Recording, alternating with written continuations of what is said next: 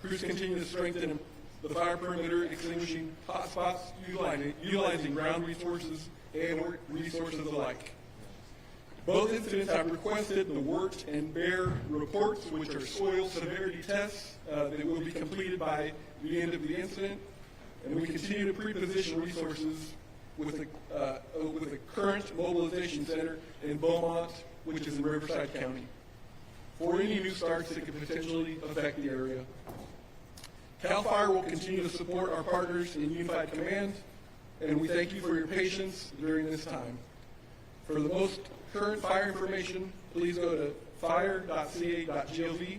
And next up, I would like to introduce LA City Fire Chief. Good morning, everyone. Kristen Crowley, Los Angeles City Fire Department's Fire Chief. Yesterday, I want to just give everybody a brief update on an additional brush fire that did break out in the Lakeview Terrace area of Los Angeles with structures that were threatened. Firefighters responded and aggressively attacked this fire. I am pleased to report that within approximately 34 minutes, all forward progress was stopped with no damage to any of the structures. I'll now be providing you an update on our Palisades fire. This fire is 23,713 acres with 19% containment, with 5,104 personnel assigned to the incident. Firefighters observed 30 to 40 mile-per-hour winds with low humidity. When you look at the aerial view of the Palisades fire, you may not be able to tell, but however, infrared flights last night indicated there are still numerous hot spots burning within the fire footprint. Very close attention was paid to address any flare-ups swiftly as to prevent any fire spread outside of the perimeter. We understand also, just a message to the community and those that were impacted by these fires, we understand your desire to return to your community. However, significant safety and infrastructure issues remain, including downed power lines, broken gas lines, hazardous materials, and unsafe water. Please know that we are working diligently to address these challenges and ensure your safety and the safety of our first responders. As we enter into the third day of this additional wind event, I urge everyone to stay alert. The combination of low humidity and strong winds has further dried out the brush, increasing the risk of fire. The danger has not yet passed, so please, please prioritize your safety. Thank you. I would now like to introduce our next speaker, Sheriff Luna. Good morning. Robert Luna, Sheriff of Los Angeles County. The Sheriff's Department, LA County Sheriff's Department, continues to have well over 1,000 personnel assigned. Again, many on 12-hour shifts, many without days off. Really want to thank the California Highway Patrol. They've contributed even more officers in the last 24 hours. There are well over 300 officers who are helping on both incidences. The Drug Enforcement Administration has also contributed even more special agents that are assisting us in different incidences. They're close to about 30. We are now close to well over 900 National Guards, California National Guard, that are assisting us both for the LA County Sheriff's Department, the Los Angeles Police Department, and other law enforcement agencies here in California. Evacuation orders, they've gone down some. We are at 82,400 in our LA County jurisdiction, and warnings are up just a little bit because of the wind event to 90,400. In regards to a curfew, the curfew still is in effect from 6 p.m. to 6 a.m. I just want to make sure everybody understands that the rules haven't changed. If you don't belong there, you don't live there, stay out of there. There's no reason for you to be there, and you will be subject to arrest if you're there with no business. In regards to arrest, we had a few more arrests overnight. The total for LA County Sheriff's jurisdiction is now at 44. That's 36 arrests in the Eaton incident and 8 for the Palisades incident. Eaton total, well, I won't go into detail, but basically, we stand at about 14 for burglary within those jurisdictions. Everything else is either curfew, trespassing, individuals that are possessing narcotics and/or guns. Last night, I do want to bring it to your attention that in our Palisades incident, we did arrest another individual for impersonating a firefighter. Somebody else who was dressed like a fireman was not a fireman. I got to give a lot of credit to our deputies for being proactive, stopping him, and arresting him. That investigation will continue. Search and rescue operations. Our search and rescue teams have completed approximately 78% of the search area in Altadena. That is an estimate of 5,516 properties. I'm hoping, with luck, maybe by the end of today, maybe tomorrow, that will be done. Yesterday, we started the same operation in the Palisades area.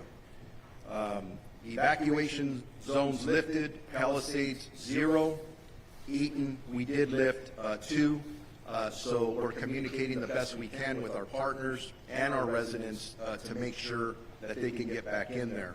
And please, as a reminder, our repopulation conversations do continue with every meeting, but please remember, just because there isn't a fire, the chiefs have made it very clear that we're still having some challenges with the wind, so we've got to keep a close eye on things.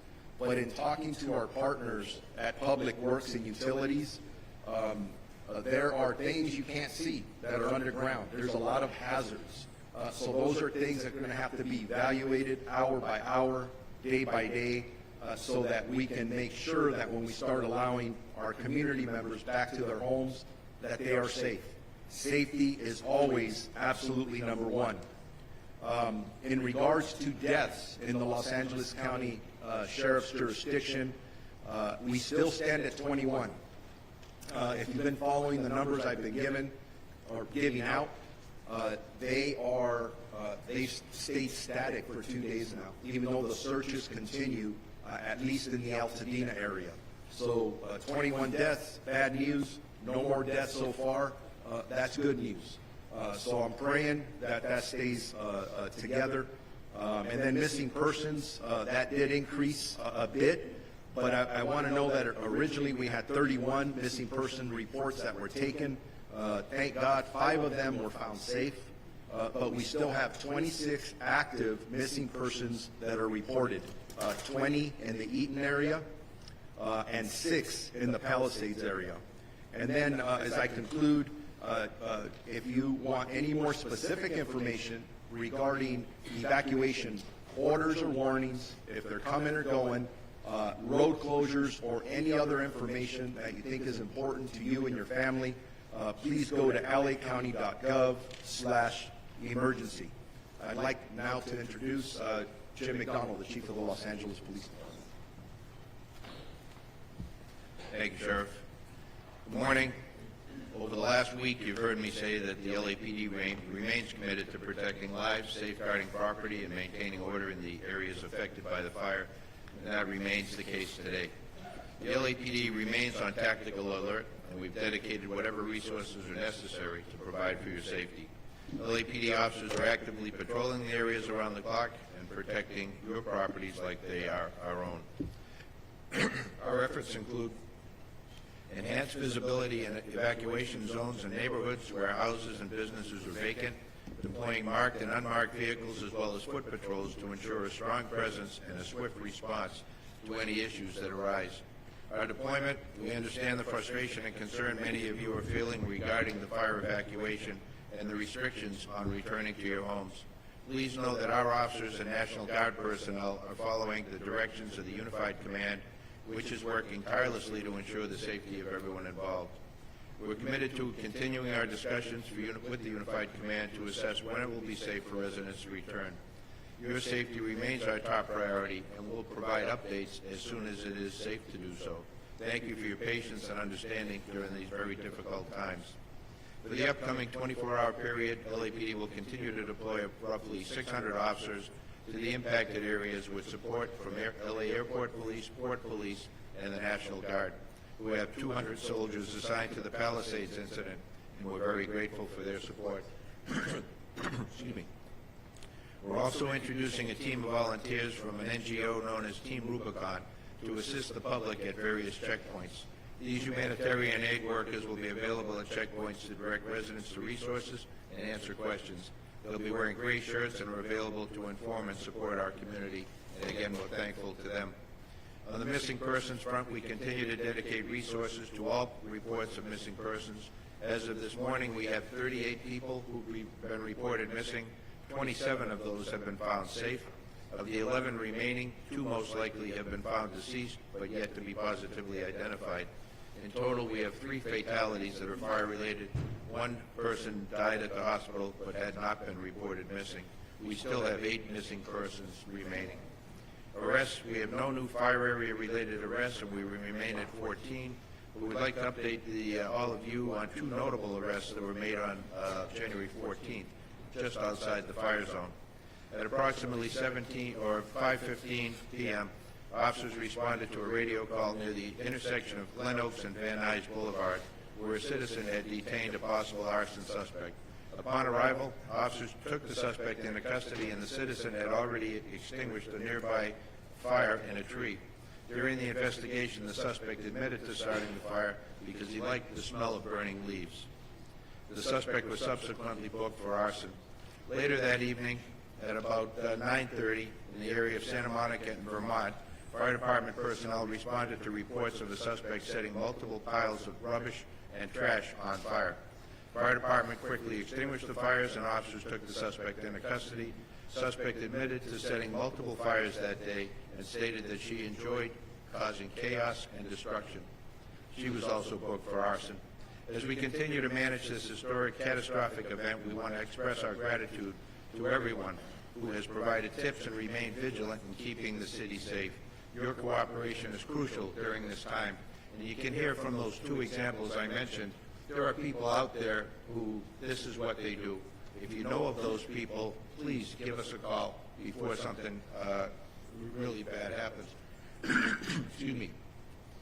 On the front of pets, we want to update the public on efforts of the city to reunite pet owners with their animals. A new dedicated phone line has been established to specifically assist with inquiries related to pets affected by the fire. If you're looking for your animal in the fire zone affected areas, please call 213-270-8155 for assistance. And in closing, I'm aware that this has now been over a week since many of you have been able to see your homes. I thank you for your patience and continued cooperation. LAPD and our partners here will continue to work alongside each other to make sure our community has the resources we need to recover and ultimately rebuild. Again, thank you. Let me now introduce the Los Angeles District Attorney, Nathan Hochman.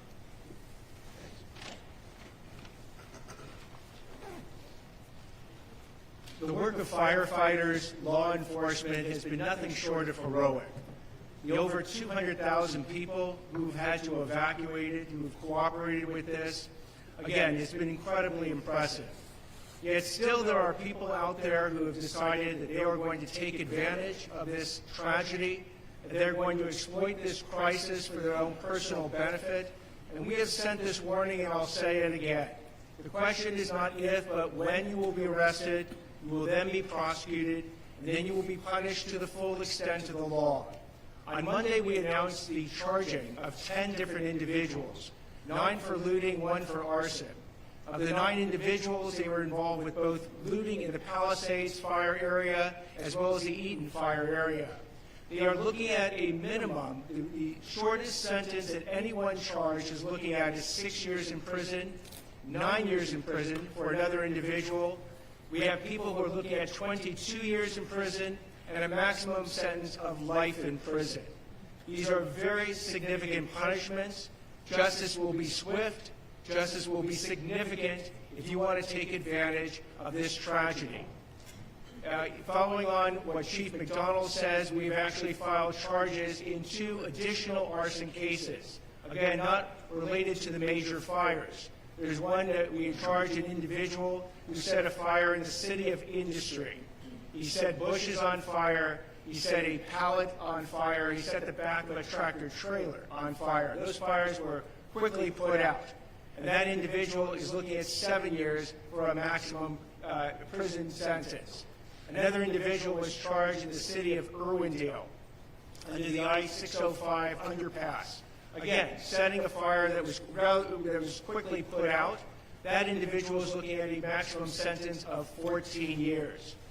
We have received numerous allegations that we are now following up involving additional looting incidents and price gouging. The price gouging is particularly despicable because these are people who are basically looking at this situation and saying, how can I make the most amount of money from people who are desperately seeking housing, supplies, they're seeking services because they've lost everything. They've lost their houses. And I will tell you that with respect to this price gouging, we have seen people increase their prices for rooms that they are renting, for houses that they are leasing, 100, 200, 300%. Here's my warning. If you're one of these people who have engaged in price gouging, not only do you need to stop it immediately, I would strongly recommend that you go back and fix it. Go back and refund the amount that you have overcharged people. We will certainly take that into consideration in deciding whether or not to charge you. So it's your choice. If you want to actually abide by the law, you could benefit from it right this second. But if we go ahead and find out that you've engaged in price gouging and you've taken no steps to remedy the violation that you've basically enacted, we will go ahead and prosecute you to the full extent of the law. So not only are you going to be looking at criminal penalties, you will be looking at civil penalties, and as importantly, your name will get out there. Your company's name will get out there. You will be publicly shamed. I want to make that crystal clear. So stop it right now. And as recovery starts up, we again are seeing the financial scams. Over and over, we are seeing scams involving charities, where people who want to donate either money or services to the recovery effort are being targeted by these scammers.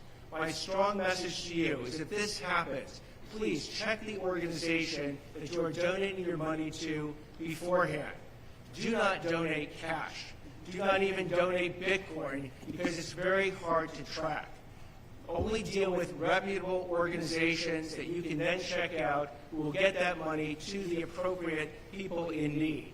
Same thing when it comes to insurance. Be very careful. There are scammers out there who are going to try and make you promises that they can give you certain benefits from insurance that are completely false. Make sure you check out any insurance claims. And government benefits are starting up now. Both the federal government and the state governments are going to be offering people in need significant dollars to get back and recover in their lives. However, these will be ripped off. I will guarantee you there are people who are looking at this to rip them off. Here again is your warning, because I don't want any discussion later on that there is some confusion of what the consequences are. They will be swift and they will be significant. So again, I wish everyone great safety. Please support the firefighters. Please support law enforcement. Stay out of the evacuation zones. They are designed for your safety and to facilitate these putting out of fires and keeping people's houses safe. If you want to go ahead and violate an evacuation area, violate a curfew, you will be held accountable, you will be arrested, and my office will prosecute you. I'd like to now introduce Los Angeles County Public Health Chief Deputy Director, Dr. Anish Mahajan. Good morning. My name is Dr. Nicole Quick. I am the Chief Medical Advisor for the Los Angeles County Department of Public Health. As we continue to deal with the aftermath of fires and residents begin to return to their homes with proper approval from the regulatory agencies, it is important to remain vigilant about air quality. Fire and wind conditions can increase the amount of particulate matter, dust, and ash. Currently, the South Coast Air Quality Management District has extended a windblown dust and ash advisory through this evening. The high winds may displace ash from the Palisades and Eaton fire impact zones. Windblown ash particles may be too large to be picked up by our regular instruments and will not influence the AQI measures that we've pointed folks to look at for air quality. So it's important to look for ash in air and on equipment and on your surroundings to take precautions. To effectively reduce exposure to harmful particles, it is critical to wear appropriate respiratory precautions. This includes N95 and P100 masks. In addition to obtaining the masks, important to wear those correctly. This means over the nose and mouth without gaps and well fitted to your face. For N95 to provide the proper protection, they also must be changed out with regularity and if they become wet or soiled. It is very important to note that cloth masks, dust masks, and bandanas are not adequate protection. While they may provide minimal protection, it is not adequate to keep out those particulate and ash that we are concerned about. Individuals with respiratory conditions, children, and those with pre-existing medical conditions are urged to talk to their healthcare provider before utilizing these respirators. Taking these steps is critical for vulnerable populations, including older adults, children, and those with pre-existing conditions. N95 masks are available for free at LA County libraries and at the local assistance disaster resource centers. Quick note also for those who are struggling with finding their prescriptions, Public Health has begun offering medication assistance at all of the local assistance centers. We have teams there that can work with families and individuals to help them secure medications. Individuals can also connect with their regular providers, their pharmacies, and their health plans for further assistance in obtaining their medications. I want to make a note for those who are receiving medications for opiate use disorder. If you are having difficulty obtaining those, please call 213-288-9090, and we are available from 8 a.m. to midnight to support those needs. In addition to these efforts, there are other resources available to help in your obtaining prescriptions. Want to make one additional note that we do have environmental health inspectors at the local assistance centers that can address concerns related to fire damage and safety. We can assist family in identifying health hazards, provide education, and answer questions about maintaining a healthy environment. I will now hand this over to Supervisor Parker. I want to start by emphasizing, especially with the wind we'll have today, that it is important for residents to take health guidance seriously when you're near impacted areas and debris. The health concerns are serious.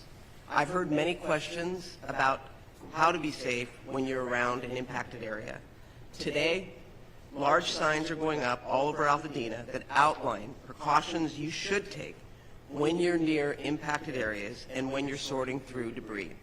The signs will be helpful for residents near burn areas who didn't evacuate, but are still affected by debris, and will be in preparation for when evacuated residents will be allowed back into the community. The information is broken up into 3 categories: what to wear, what to do inside, and what to do outside. There's a slide rotating on the screen that shares the important information that will be on those signs. As we recover, it is crucial that our residents have the information they need right here in our community. Yesterday, I had the honor of going to the Disaster Recovery Center at the Pasadena City College Community Education Center on Foothill, and that is exactly what I saw. I went on the opening day of operation, and I was so proud of our county family. I was so proud of the state and the federal who've all stepped up. But more importantly, I was so proud of the residents that showed up. It gave me hope that we are on the road to rebuilding. People weren't saying if I rebuild, it's when I rebuild. Impacted residents who cannot afford for government to build up services slowly, I make you this promise. Our board is united. We are all in. We are going to make it as easy as possible for you to rebuild. And that includes permitting, that includes approval, that includes working with all levels of government to secure low-interest loans it is an all-hands-on deck. At the center, we also have county departments and federal, state, and local partners in place, as you heard. So if you lost any of your vital records, or you need replacement of your license, they are there to help you and make it as easy as possible. Together, we're bringing every resource to our neighbors in need. Residents can access countless services, including FEMA financial service, which may include money for basic home repairs, personal property losses, and other uninsured disaster-related needs, such as child care, transportation, or medical need. As county services ranging from the assessor's office to public works to the economic opportunity for employment assistance to the registrar recorder, our county stands ready to serve you. It was heartening to see that so many impacted residents still have hope and actually light throughout this darkness. I'd like to give a special thanks to the countless volunteers who are sacrificing their time and resources to make this happen. Overall, I received such positive feedback from the residents who were there receiving services. And you know who you are. You came up to me and talked to me about how fearful you are about what the future has in store. And I made you this promise, and I will honor this promise. You have a future in Altadena, and we are going to come back stronger than ever. Our centers are open every day from 9 a.m. to 8 p.m., and we are going to get through this together. With that, I would like to introduce LA City Mayor Karen Bass. Good morning, everyone. As we know, we are still not quite out of the woods. And so I would just encourage and implore upon all Angelenos, please take the warning seriously and the evacuation notices seriously. And frankly, if you are in an area where there is a warning, get prepared now. Get packed. Take everything you need with you, your medications and your pets, if that is possible. If you are looking for a pet, you can call a new number that was mentioned by Chief McDonald, 213-270-8155, 213-270-8155. We've received many inquiries from individuals who are concerned about where their pets are, so please take advantage of that telephone number. We know the winds were lower than expected yesterday, but we also know from the National Weather Service that we are still facing dangerous conditions. I want to thank Governor Newsom on his work yesterday on price gouging and scams. We're taking this seriously and have made it so Los Angeles residents can report price gouging by calling a number with the city, 311. Scams are also spreading, which is why it is so important to use trusted sources for assistance. On the positive side, the Disaster Recovery Center in West LA did a soft opening yesterday. It was open just for about 4 hours, and in those 4 hours, over 100 households came. It was encouraging to see the number of people who were there, many of whom travel from disaster to disaster. I met individuals from the SBA who had been in Hawaii. I met other individuals that had been in hurricanes in the South. Department of Motor Vehicles, FEMA, the Employment Development Department. There are a variety of resources there that people could take advantage of. But I do have to tell you, what was the most touching experience was to meet a woman from Pacific Palisades who had lived in Palisades for over 40 years, and she lost her home. She told me that she was staying with her daughter, and I asked her what kind of services she was looking for there. And she said she wasn't looking for services. She was there to volunteer. Having lost her house, she was there to volunteer.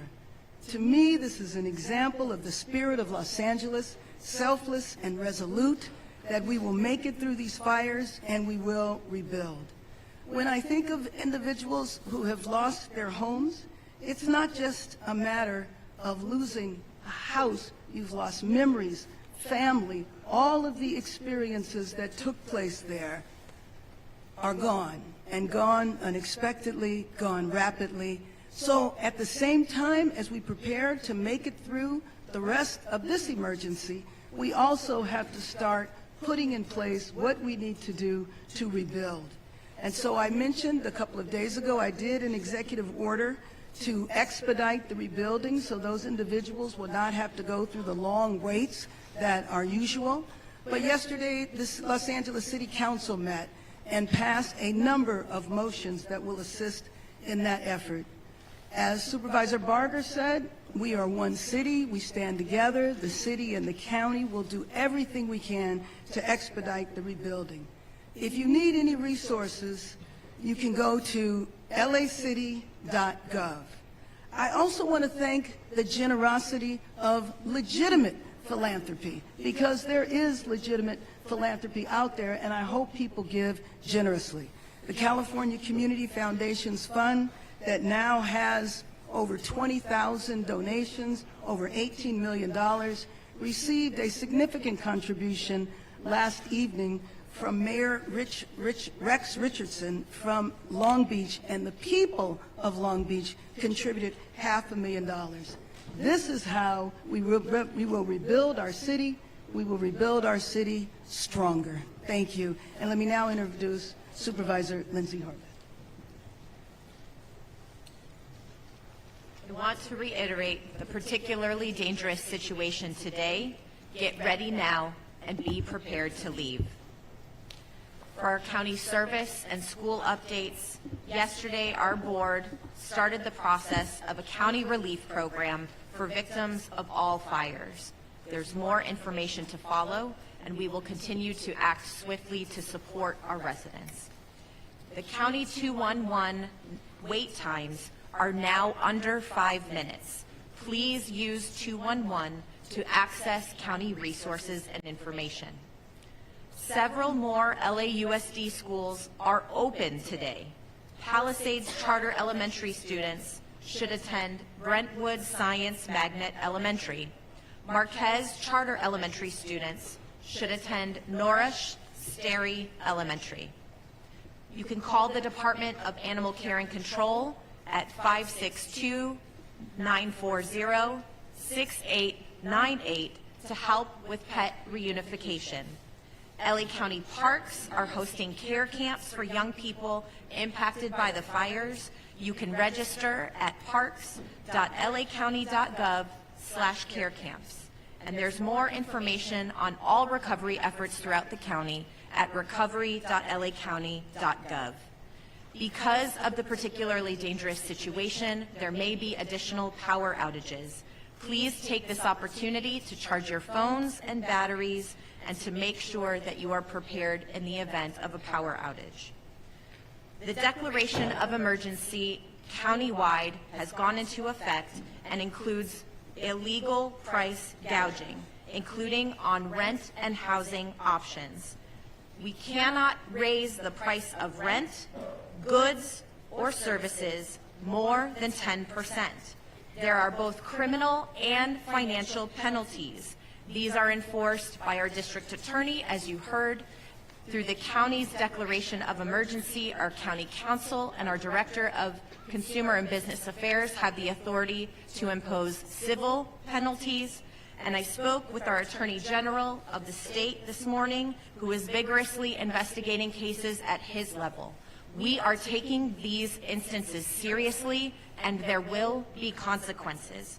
Under our county emergency, we also know that this could include misdemeanor charges.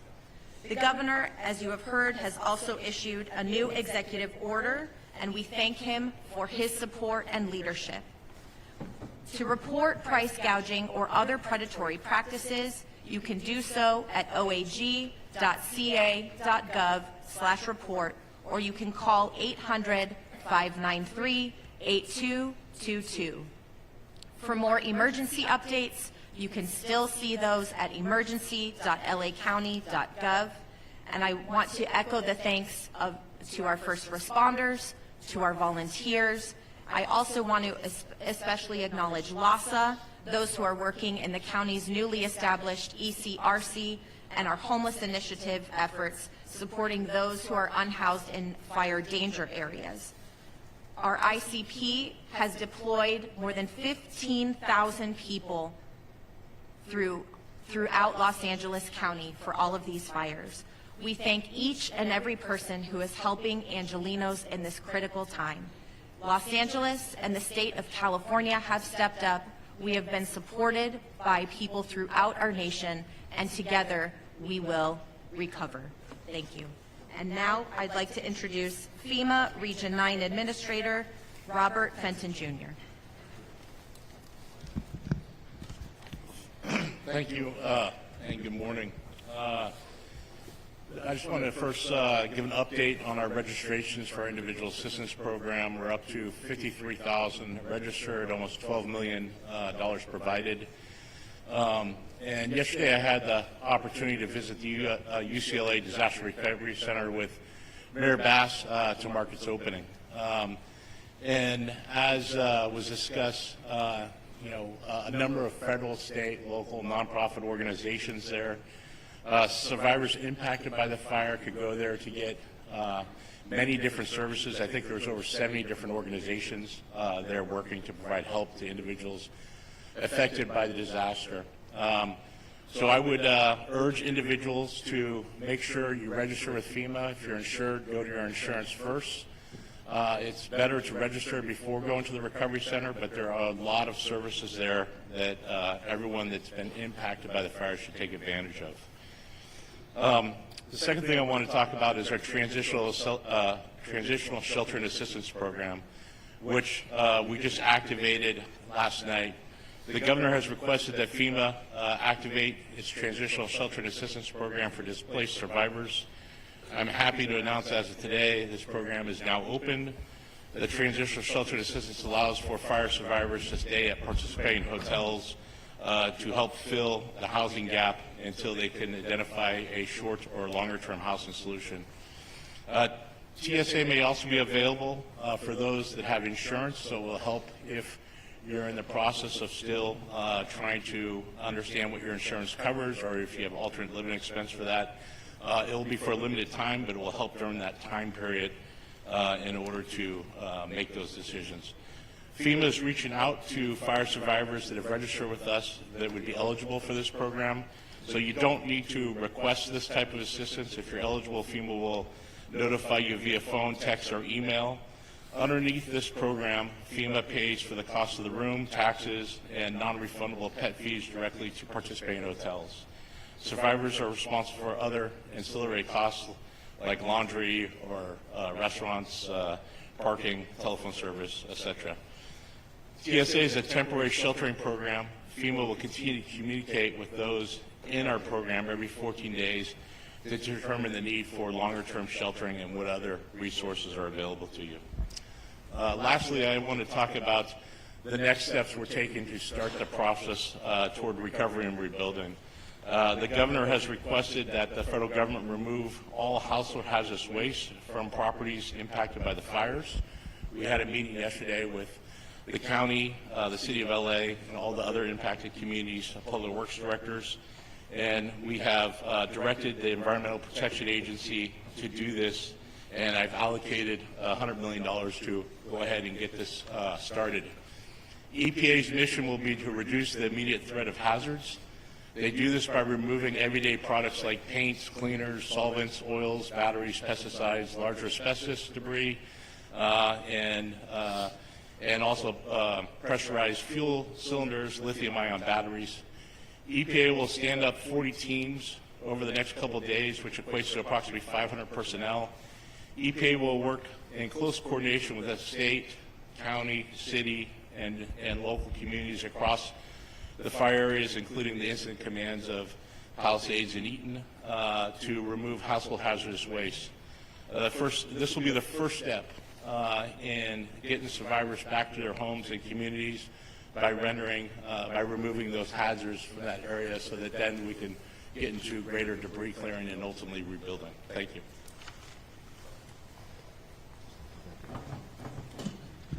Helen Chavez Garcia, Communications Director for Chair Catherine Barger.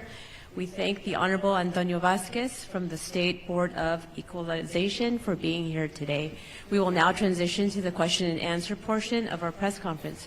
please raise your hand. We will bring a speaker to you, and I will call upon you in order to ask your question. Would you? Masa Sadie, KCAL News. Masa Sadie, KCAL News. I have two questions. The first is for Mayor Bass. Mayor, 700 people are in shelters right now, more than 700. Thousands of people have lost their homes. I know you are trying to expedite the rebuilding process, but realistically, how long is it going to take for these folks to get a roof over their head? Can you give us a timeline? I wish that I could give you a timeline. I can't specifically, but what I can tell you is that the people that are in shelters, people are there for a lot of different reasons. I know some of them might be unhoused, but the rebuilding process, we have to set the guidelines and the policies in place, which is what we did, and we will be kicking that off. We have a lot more to do. As I mentioned, the City Council met yesterday. We need to put all of those policies together and begin right away. The first step, though, was yesterday, and that was the Disaster Assistance Center for people to get all of their paperwork together. Whether they go to the Assistance Center or not, that is the first step. And I know individuals are talking to their insurance companies, et cetera. And price gouging, you're talking a lot about price gouging and how it is illegal, but bidding wars are not. Actually, the payment director wants to respond to you as well.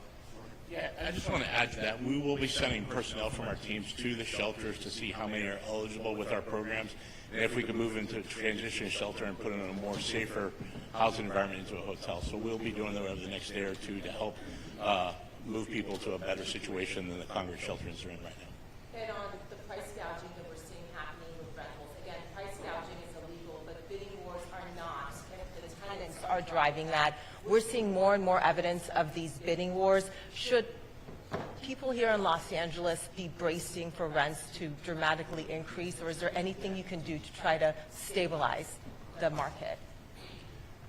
So here's how bidding wars work.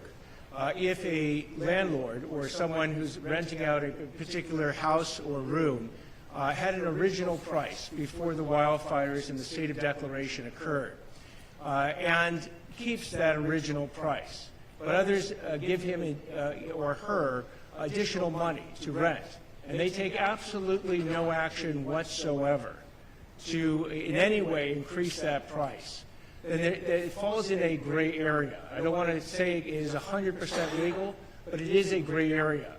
But if the landlord or the renter or the person renting goes ahead and engages in a discussion amongst different people as to which price they're going to take that is more than 10% ahead, they're engaging in price gouging.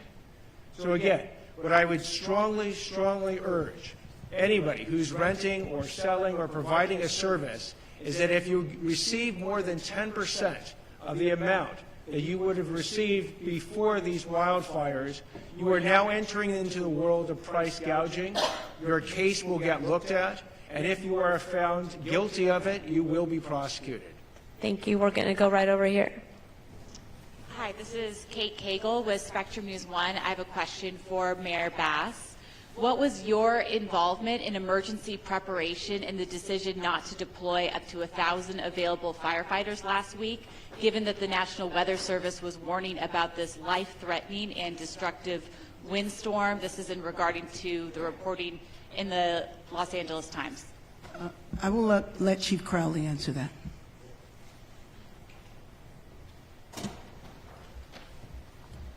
I want to be very, very clear in this answer. So, and also offer additional details after. So being very mindful of everybody's time, I want to make sure that you get the information that you need.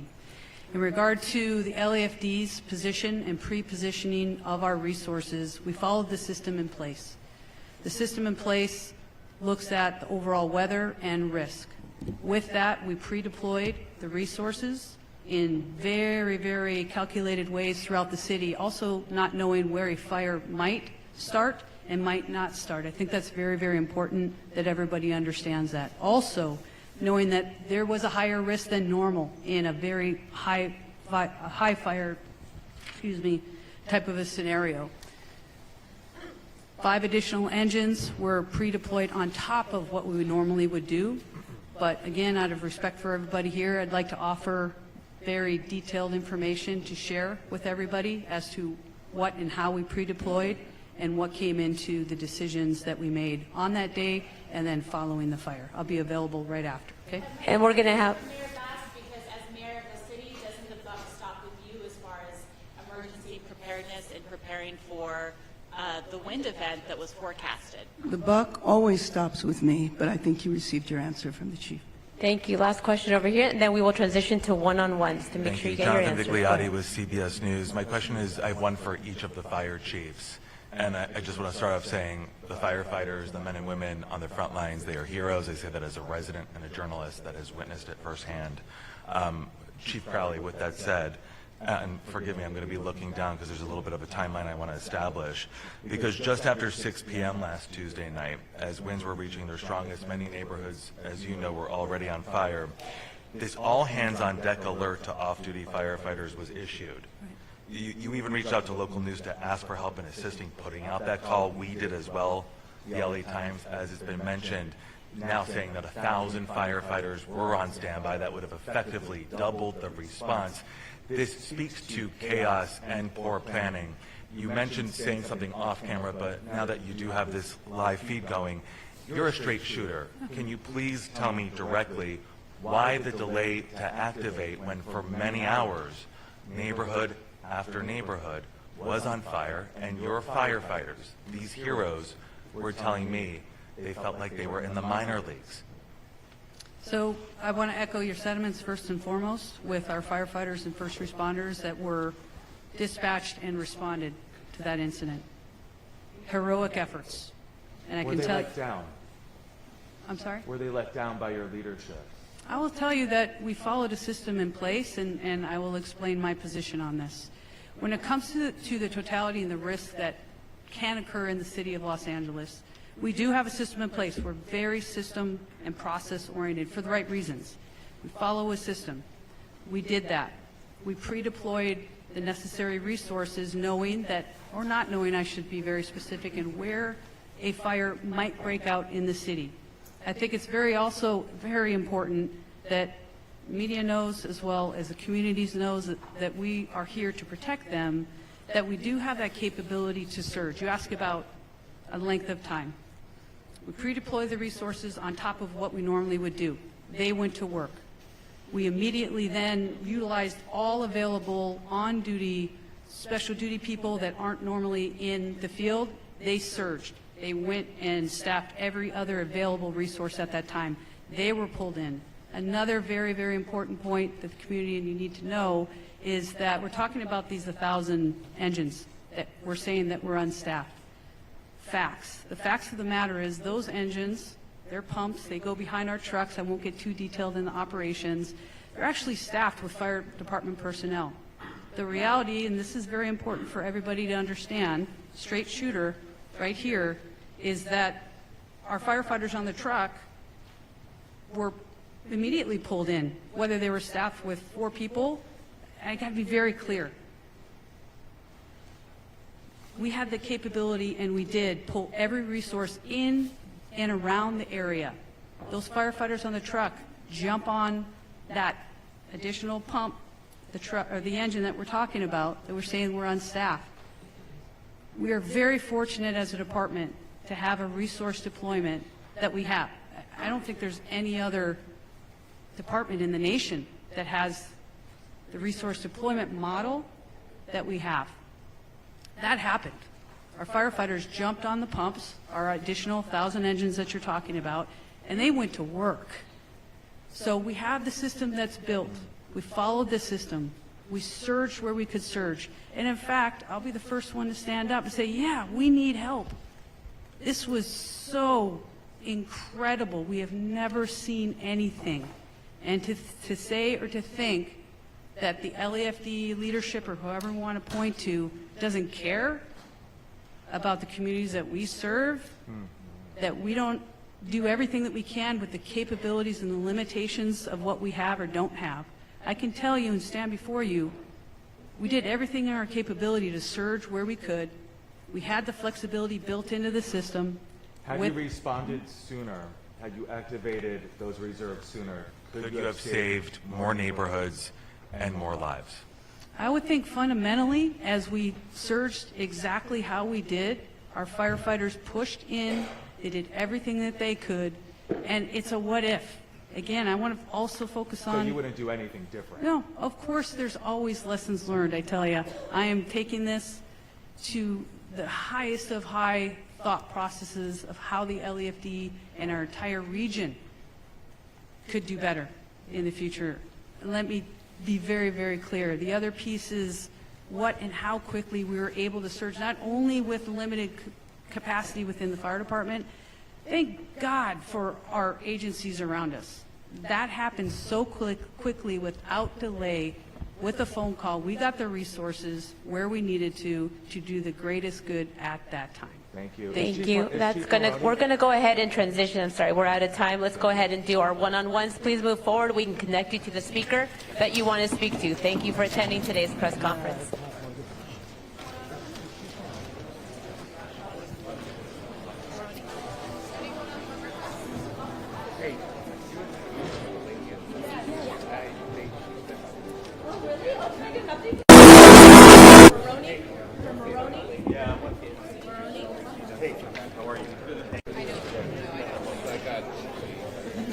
I see you every morning.